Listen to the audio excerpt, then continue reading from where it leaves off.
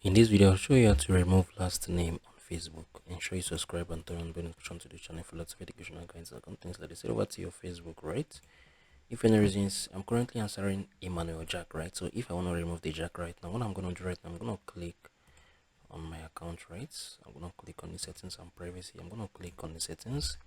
I wait for it to gradually load up, right? Yeah.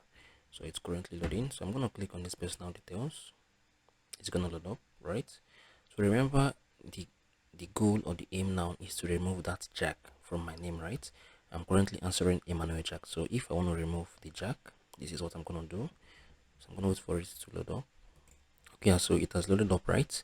Remember what you want to remove is the Jack. So if you click on this Facebook right now from this profile, you want to see the name, right?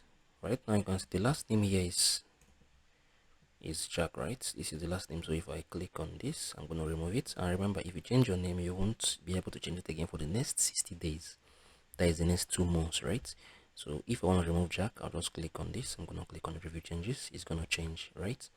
It's basically how you can change or how you can remove last name on Facebook. If you found this video helpful, share thoughts below in the comment section. Thank you guys for watching through. I'll see you all in the next video.